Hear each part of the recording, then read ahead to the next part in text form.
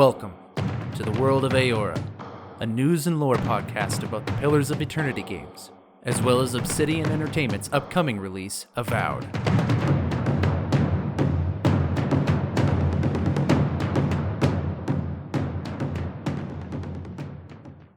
Hello, fellow Kith, and welcome to the show. I'm your host, Eric, aka Gingerino, and thank you so much for tuning into another episode of the world of Aedyr. Here, we're aiming to give all the news and lore on the Pillars of Eternity games, as well as Avowed as it goes under development. For those of you not sure why we're pairing Pillars of Eternity and Avowed together, it's because they share the same fictional universe named Aedyr. And so, as the theory goes, if we dive into the history, lore, and mechanics of the Pillars of Eternity games, we can gain some insights into Avowed as it undergoes development at Obsidian Entertainment. In today's episode, we're going to take another look at the Aedyran culture, looking more at their customs and their holidays and whatnot. Since we don't have any news to go over, let's dive straight into the lore. I'm curious. What exactly did you find there? All right, so in the last episode, we went through the origin history of the Aedyran people on the continent of Aedyr. As a quick recap, what we learned about them is it started off around 2200 AI, which is the designation for the calendar that they use. These tribes of humans were bickering and fighting, and they decided that instead they should unify as one kingdom, and that formed the Aedyran kingdom. So now you have this Aedyran kingdom of humans, but they're still getting into a lot of skirmishes with these local elves, the Kuklin elves, and so they are constantly having little border fights. All of this escalates to a minor war, and then peace negotiations begin, and the Kuklin elves merge with the Aedyran humans to form what we now know as the Aedyran Empire. And so that is the long and short of what we covered yesterday. We did get into some stuff about animancy as well, but for the purposes of what we're going through today, this is all we need to review on. What do we really know about the Aedyrans themselves, their culture, and who they are? Well, here are some things that we do know. Reading in the collector's book for Pillars of Eternity, we know that the Aedyr Empire has what is called a hereditary monarchy. So this is their system of government. And another way of describing it is just basically royal bloodlines. And that they follow the Church of Wodaka as their main religion. So we seem to have a union between church and state, which, I guess depending on your opinion, according to history, that doesn't always go so well, but I guess we'll see what happens with them as they continue their colonizing efforts, which we'll go about in the next episode. Now, one interesting thing about the Aedyran civilization is that when the humans and the elves joined together to form one empire, they also united the royal families. And so the human royal family, which had a king, joined with the elven royal family, which had a queen. The king of the human side was called Ferkoning, which means first king in Aedyran, and the queen on the elven side was called Heamequin, which literally translates to illustrious queen in Aedyran. Now, these two families uniting into one royal family started a ceremonial tradition amongst the people of Aedyr where humans and elves could marry ceremoniously, and it had become something known as Heimneg, if I'm pronouncing that's right. Haemneg, Heimneg. So this unique institution of ceremonial marriage was mostly about, again, this ceremony of it, and probably it was more transactional based off of what we read about it. Since there is no such thing as interspecies breeding in Pillars of Eternity, at least that we're aware of, this would have either been for something like affection between two people or for some sort of material gain between two families. One family might have significant resources in metalworks, and another family might have significant amount of contacts that people could use to sell those metalworks to. And so the joining of those two families would become very beneficial. I'm sure there had to have been, a couple of Heimneg marriages that was about the affections that two of them shared for each other. But since humans and elves couldn't breed in this world, that meant that as the human aged and eventually died, the elf would be left alone with no family and no heirs to give their wealth to. And so it was very common in these types of marriages where the human would have their own family and the elf would have their own family. This just further tells you that it's probably more of a ceremonial and transactional relationship, which is kind of in line with what the world of Aedyr is inspired by. We know from, I think, forum posts or interviews with Josh Sawyer, the game writer for Pillars of Eternity, that Eora was really inspired by the age of exploration and the Renaissance times. And while certainly marriages back then could happen out of affection and love, there were a lot of marriages from even just 100 years ago that were made simply out of a business transaction or because it was very beneficial to the two families for it to happen. It wasn't always about the affections that two people shared for each other. And that's just the reality of what it was like. Although I do have to imagine that for the elves, this was a little bit more beneficial for them. I mean, I guess it depends in a sense. Because if you think about it, a human family and an elven family would unite together in a ceremony, in a union of marriage, and the human would die off far earlier than the elf would. And so the elf would see a lot more fruits of that union's labor. They would see a lot more of the two families' assets being brought together and what it would yield. I suppose that means they would have to work longer. And of course, the human side, likely the heirs would also inherit whatever he had or she had. But still, it must have been a little bit more beneficial on the elven side, considering that they have a much longer lifespan. That's just one example of something interesting about the Aedyran culture that makes them unique, is that they took this human-elven mixture of races and they ended up getting some really unique pieces of culture out of that. One thing that's really interesting is for any culture out there really, if you want to know a bit about them, you can take a look at their holidays. Like, for instance, if you look at our own holidays here in North America that are being celebrated, there's a little bit that you can learn about us. For one, we're a heavy economy-focused society. I mean, most of our holidays are very focused on consumerism, and every time a holiday comes by, there was always massive sales on things that we can buy and purchase and give as gifts. Now, I'm not saying whether that's right or whether that's wrong. I'm just making an objective observation. The fact that when you look at the holidays that we have, I mean, even just the biggest holiday that we have here in North America, Christmas, which is the most largely celebrated, I would argue, is a huge ordeal for us on a consumer basis and on an economic basis. And so you can really see that those are one of the things that we value, is a strong economy and the free market system that we have. Now, interestingly enough, within Aedyran Culture, we actually have a book that you can find in-game called Aedyran Customs, and it outlines some of Aedyr's most valued holidays. By reading this, we might be able to learn a little bit more about what their culture is like. This is us getting a taste of it, getting a flavor of it. I can sit here and describe to you, the Aedyrans value this and they don't value that. But I think by looking at these holidays and seeing how they interact with them, it gives you a little bit more of the sensation of what they're like. So let's go through, and I think this goes in order of most popular or most celebrated holidays down to least. I only have 4 of them in the book. So starting with the first one, the Feast of Feasts. Now, the Feast of Feasts is the biggest and most important of all Aedyran customs. I'm reading this straight from the book that you can find in game. The biggest and most important of all Aedyran customs is the Feast of Feasts.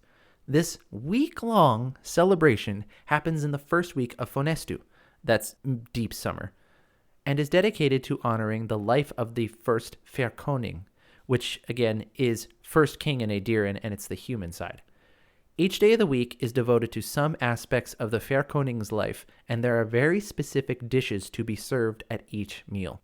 Okay, so right off the bat, one thing that we can see here is that the royalty, at least on the human side of this culture, is very revered. I mean, there's a week-long celebration around the Fairkoning's life, and certain dishes are prepared, probably thematic on what he or she likes. I guess it would be a he based off of what we've read before. The culture, the people really love their royalty, or it's kind of a self-obsession on the king's part, and we don't really know based off of what they say here. I would imagine that this gets to the king's head quite a lot. The Feast of Feasts originally began as a festival celebrating the birth of the Fairkoning's first son, and soon became a yearly occurrence during the week of his birthday. Currently, Aedyrans simply use it as an excuse for a party and pull out all the stops in an effort to outdo the previous year. I love how this sounds, based off what we're reading here, it sounds like it started off as a celebration, a very ritualistic sense. And the Aedyran people were just like, well, if we're going to do it, may as well make it a party. And so I wonder if this actually does indicate that they were coerced into this and just made it a party for themselves to enjoy. I mean, either way, you may as well enjoy it, right? Continuing through the book. And lest you wonder, as I did, which Fairkoning is honored during the Feast of Feasts, it is always the current Fairkoning, for each fair coning is the first and only. Well, sounds like we got a little bit of double think going on there from 1984. You have never had a previous king. I have been the first and only king that you have ever had. And this is something that you have to essentially publicly admit to or actually convince yourself of is true. All right, so that's the first holiday in the book Aedyran Customs. The next one is kind of a spin-off of that, and I love how this comes about because I could see myself doing this. The next holiday is called Sweet Treat. This is what the book says about that. A special custom that arose some point during the Feast of Feasts. Sweet Treat started as a way to keep children occupied so the parents could dine in peace. I love that. I love how we have all these adults that are trying to celebrate the Feast of Feasts. They're just making a huge party out of this week-long thing. I'm sure there's a lot of wine going on. And at some point, they're like, "What? We got to deal with these kids. We got to keep them distracted. What are we going to do?" And so they come up with a plan on what to do. And it becomes a yearly tradition. And now it's a holiday for the kids. I love that. Like, that just tells you kind of what these people are like. Like, they just adapt on the fly. And they're like, okay, this is what we're going to do now. So continue on so we can describe what it is. While it is still used for that today that is distracting the kids, significance has been added to it. Each treat is placed in a container, usually small metal boxes, and hidden somewhere on the property. After everything has been hidden, the children are sent out to find the quote-unquote treasures. So that's interesting. So it's kind of like a mixture between Halloween and Easter, which is ironic considering the foundations of both of those holidays. But I mean, like, you have the candy theme of Halloween and then seeking it out like you would in Easter. I suppose at Easter time, you're seeking out eggs and they usually turn out to be chocolate eggs. So it's more Easter than anything else. But yeah, I guess, you're at home with the family trying to keep the kids busy while you celebrate the Feast of Feasts. So you take some sweet treats and you're like, okay, I'm going to hide these for the kids. You know what? But if they find them too quickly, that's going to be a problem. I know. Gonna lock them in a small metal box so that way they have to try to get into it. I would imagine some parents would do that. I know I would. I don't know what that says about me. Probably a little too self-centered, but whatever. So continuing on, it is said now that the hidden treats represent Glonfathen artifacts. For those not aware, Glonfathens are the name for the native tribes of a far-off continent called the Eastern Reach. So obviously the time that this book was written is after all that colonization. So it is said now that the hidden treats represent Glonfathen artifacts, and the children are the explorers, bringing the riches back to their new and rightful owners. So this is a little on the nose, considering there were a series of wars over in the Eastern Reach that resulted from Aedyr people pillaging sacred caves and sites of the Glonfathens. So we'll cover more of that in the next episode, but it's interesting how foreshadowing this holiday is for those pieces of history. Next Aedyran holiday is called Carnival of the Mask. When the original colonists for Aedyr traveled to a new land to found the Dyrwood, which is the name of the Aedyran colony at the Eastern Reach, to found the Dyrwood in the name of the Aedyran Fair Coning, they encountered the Glonfathen people. The Carnival of the Mask celebrates this meeting. Originally, it was merely a formal reenactment as a play of the tensions between the Glonfathens and the Aedyran settlers. We actually do this in our own culture. Like in America, they do a lot of Civil War reenactments. It's this ritualistic way of remembering cultural events and significant moments in our history. The truth of tension between the Glonfathens and Aedyran settlers is a very big piece of history, at least for the Aedyrans. But it has since evolved into much more than that. That is the Carnival of the Mask. Participants choose sides and come dressed in elaborate outfits depicting which group they have decided to align themselves with, Aedyrans or Glonfathens.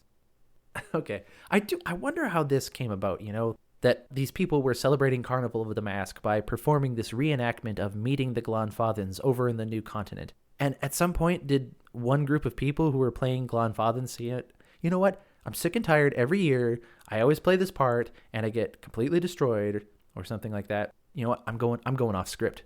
And so what you essentially have now is LARPing. So the Carnival of the Mask has gone from a reenactment of a piece of history to now a countrywide LARP fest, which I would love if that happened up here in North America. That would be fantastic if everyone just LARPed for a whole day about something that happened in the past. Well, I guess it depends on the event, I suppose. All right. Anyways, I'm getting on a side tangent. Last part of this holiday. Everyone attends a masquerade ball, and this party replaces any semblance of the play that was presented. It wouldn't be Aedyr if they didn't have a party. I suppose after all the LARPing, it just devolves into some raucous party, and now that's just a tradition. All right, so in the Aedyran Customs book, we have one last holiday that we can look at, and that one's called Winter's End. Winter's End was never anything more than an excuse for a celebration. Why am I not surprised? And it hasn't changed in all the years it has existed in Aedyr. It takes place during Winter Dusk. Winter Dusk is a 3-day period denoting the end of autumn and the start of winter. It takes place during Winter Dusk and lasts all 3 days. People use the time to reflect on the year, celebrate their lives, and remember the dead, especially those who have passed in the recent year. So I guess this is kind of like a very formal celebration of like we would have for New Year's Eve, where you reflect on the year before. So, as I said, we could take all of these holidays and analyze them and break them down and be like, okay, here's a list of all of Aedyran's virtues, and here's a list of all of Aedyran's vices. Now, we could do that, and I certainly would find that fun, but to save time, actually, we already have a list of things that we could do. If you go to the Pillars of Eternity Collector's Book, page 55, we're actually given a list of virtues and vices for Aedyr. And so I'm going to run through those with you one by one. As a quick note, if you don't have the Collector's Book and you're looking to get it, I did not get it as a result of a pre-order like many people did. It came in the PC game files when I purchased it on Steam. I think I had to get the definitive edition or the Obsidian edition. Whichever one costs more money, it came with a lot of game files, including a short novel, a very, very early copy of a pen and paper game for Pillars of Eternity, as well as some concept art, a documentary, and a guidebook for the game itself, and a lore book called the Collector's Book. So yeah, if you go to page 55, you can read the virtues and vices of Aedyr. Here are the things that Aedyrans value. Duty. Aedyrans believe that a sense of purpose and duty gives their society strength. In their heavily feudal structure, every citizen has a role to play in service to the citizens around them. Though stratified and hierarchical, their beliefs also least pay lip service to the idea that it works, quote-unquote, both ways. In other words, commoners owe the fruits of their labor to their lords, and the lords owe them physical protection and security. Knowing one's place and fulfilling one's duties are of great importance. Value number 2, efficiency. Something done well is worth little if it is done inefficiently. Aedyrans strive to do everything as efficiently as possible, from household tasks to maintaining the provisions of a marching army to carrying out executions. We kind of saw this in the holiday sweet treat when the adults were partying for the Feast of Feasts, and they were like, okay, well, we got to deal with the kids somehow. Let's get them to look for candy. Now they have 2 holidays in one. Efficiency. There you go. Value number 3, loyalty. Loyalty has high value to Aedyrans and is strongly tied to duty. Loyalty extends to country, family, comrades in arms, and even to long-term business partners. In some cases, loyalty may conflict with duty. In those cases, duty is typically carried the heavier weight of influence. So I like how in there it differentiates between loyalty and duty, that if there's ever a confliction between the two, duty wins out. But loyalty is still very important to the Aedyrans. I mean, as you can tell, they have a week-long celebration to their king. If that isn't a celebration that celebrates the virtue of loyalty, I don't know what does. And of course, perhaps a lot of Aedyrans don't actually enjoy the celebration, or they think that it's a little bit, big-headed of the king to do that. It's still an expression of loyalty to the royalty that you have. And more importantly, it sounds like they have a duty to put forward that holiday every single year. Duty wins out. Value number 4, modesty. It is uncommon for Aedyrans to celebrate their personal accomplishments. When others champion their success, Aedyrans commonly play it down, discourage continued aggrandization of their reputation, or counter by elevating the accomplishments of others.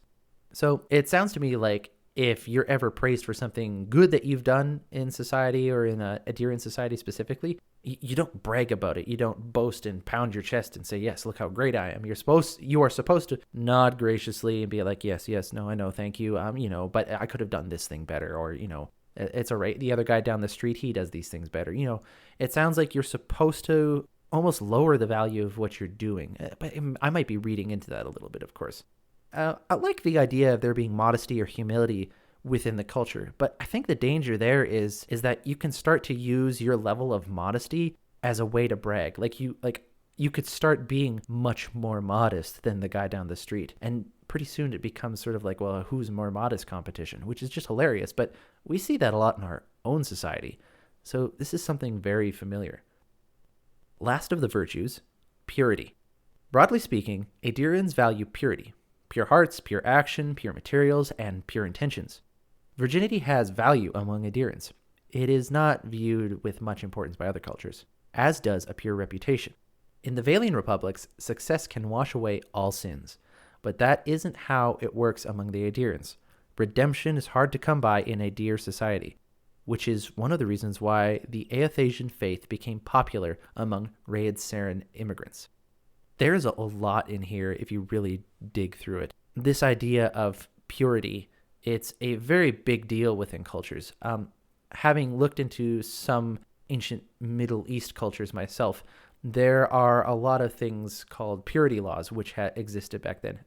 If you ever read, like, say, Old Testament scriptures or something like that, you would see lots of laws which weren't considered necessarily, sinful or immoral actions, but they made you impure. For example, back in Hebrew times, if you touched a dead body, you were now impure. You hadn't committed a sin, like you hadn't done something wrong, but you were considered impure. And that impurity had direct social implications. I suppose theoretically people probably weren't supposed to be marginalized for it, but I'm sure they were. As well with the Aedyrans, it sounds like they value purity. Like it even takes a moment to recognize virginity as a value within their society. But I suppose this is one of those values that could, if they're not careful, it could end up leading to social marginalization. Now, again, I'm reading into it based off of our own human history. I don't know exactly how they lived out the idea of purity.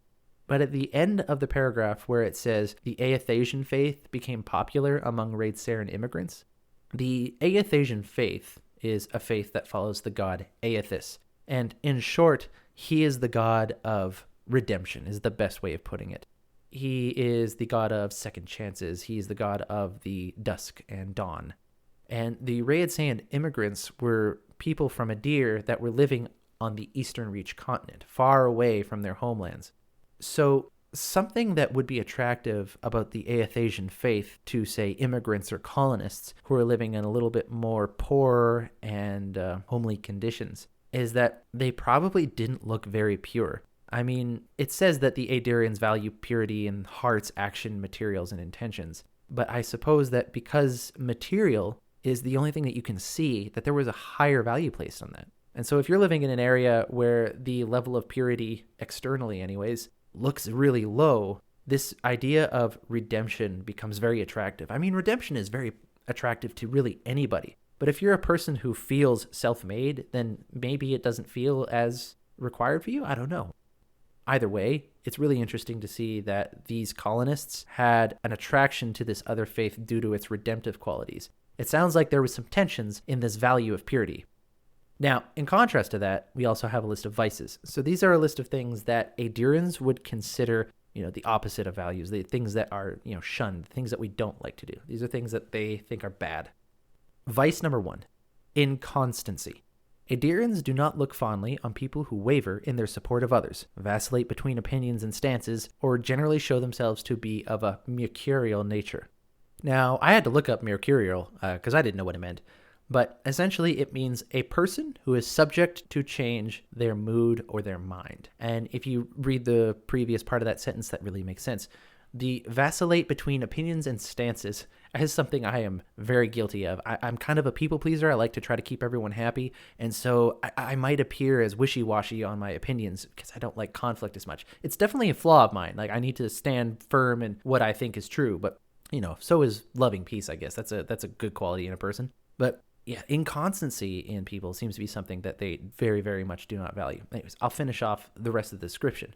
This applies to relationships and stances of all kinds. The Aedyran respect for duty and hatred of inconstancy, combined with infidelity, eventually resulted in the creation of Hamneg, the ceremonial marriage that we were talking about. So not only did this ceremonial marriage result out of the union of the two royal families, but it sounds like their mixture of the value of duty and the vice of inconstancy, that it caused them to create this ceremonial marriage of Hamneg. And perhaps that's because humans and elves were just getting together anyways. And so, well, this is inconstant in the way we're saying that we're going to live. We're going to institutionalize this. It's an interesting solution. I wonder how many times that they could do that. And does it become arbitrary at any point if they just create new institutions for things like that? I don't know. But I suppose when the royal bloodline's doing it, you got to have something in place. Next vice, sloth. Laziness is deplorable at all stations in life. Even the young and the old are expected to occupy their time with productive activity unless infirmity presents it. The quote-unquote idle rich are viewed with contempt by Aedyrans. I think most cultures that you go to, sloth is not something that is celebrated. I might even argue that really the North American cultures are the ones that would almost celebrate it. Like, we're the closest ones to it, but I don't know anyone in my own life or of anyone who's out there that celebrates sloth like it's a virtue. I don't know. Perhaps there are people that do. Perhaps someone here listening to this thinks that's a good thing, that it is an achievement of our society that we can choose to be lazy if we want because we have so much to keep ourselves afloat and keep ourselves okay. Again, I'm not gonna claim anything. I'm just making an observation as best as I can. But I think that Aedyrans line up really well with most cultures here in saying that laziness is not something you strive for. And in their culture, it's actually something you work against. Even the young and the old are expected to occupy their time. That's probably the only thing that makes me raise an eyebrow. Is that right? Should we expect the young and the old to work just as hard as those who are in between? Or should they be given leeway? The young because, they're young and youthful and they should play, or that they don't know what to expect? Or what about the old? They've already worked for so long. Isn't it time that they got a break? I don't know. What do you think? Next vice, sloppiness. It is not enough to do a job well and quickly. It must also be done in a clean, tidy fashion, figuratively or literally. Aedyrans do not like loose ends, waste, or unfinished elements. Their artwork, food, clothing, and homes reflect a preoccupation with order and attention to detail. It's interesting to me that in this entire description, most of it was externally described. It was mostly about the external. And I suppose they might think of it as the external is a reflection of the internal. But you can see that this is basically the contrapositive to the value of efficiency. It is not enough to do a job well and quickly. It must also be done in a clean, tidy fashion. Efficiency is the value where they want things to be done well and quickly. But if it's done sloppy, then what's the point? If you're going to do something, do it right, kind of that idea, right? Which, hey, there's value in that for sure. Next vice, impunctuality. Punctuality is not in itself admirable, but it is the behavior that everyone is expected to exhibit. A lack of punctuality, to Aedyran, indicates a lack of respect for other parties, a lack of seriousness, and general unreliability. Aedyrans believe that if you can't keep on an appointment, you have little hope of following through on anything else. And I think, personally, this is just something that makes sense, that if you are impunctual or if you are unreliable in the things that you say, people will not trust you as much. And I think that they're just taking that to a kind of cultural level. Last vice is mixing work and leisure. Aedyrans have a peculiar cultural insistence on separating work from leisure time. Discussing personal matters or being leisurely at work is viewed with contempt. Conversely, discussing work when at home or in the company of others is generally not welcome. Obviously, this sort of overlap commonly arises, so Aedyrans have a variety of cultural mores and special times that allow people to find permission or circumstances that allow them to bridge the gap. People who don't follow those courtesies, typically foreigners, are considered rude or thoughtless. I've seen this in my own workplace, where one person will be continuously talking about their personal life and things that are going on, and they're working right next to someone who is very by the book and is like, this is not what your work time is designated for. You're being paid to do a job. You need to do your job. And both sides, in my opinion, are equally valid and good. I think it's good to be able to be yourself at work and talk openly about what's going on in your life. You got to relate to the people around you. But at the same time, you are there to do a job, right? So you got to make sure you're not wasting your time or putting energies towards one thing that could be put towards the actual work that you're doing. I get both sides, and they're, in a sense, both right. This is something that the Aedyrans take to, and again, a cultural level. They see that foreigners typically won't follow these courtesies and that they're considered rude as a result. So those are 5 values and 5 vices of the Aedyran culture, and it really gives us a flavor for the kind of people that they are. And so now if you start up a Pillars of Eternity character and you decide to have a background Aedyr, you know what kind of person your character might be, or at least the culture that they're from. And so I wonder if any of you have played an Aedyran character in Pillars of Eternity, or if you're interested in it, what kind of things do you notice in your role playing that was inconsistent with what Aedyrans would consider proper? So that's all the lore that I have for you guys today. Thank you again so much for tuning into this episode. If you like what you heard, please consider leaving a rating and review. It helps me know what to keep doing or what to change. As well, it helps other people find this podcast if this is something they'll be interested in. If you'd like to get a hold of me for any reason, you can reach me on Twitter at World of Aeora, or you can find me on Reddit under the username Gingerino. Again, thank you so much for listening. I hope you enjoyed it. Tune in next time as we finish off the history of the Aedyran culture, which lay the groundwork for the actual setting of the Pillars of Eternity games, defining the history just before the events of the game. I've been your host, Eric, aka Gingerino, and that's all I got for today. See you next time.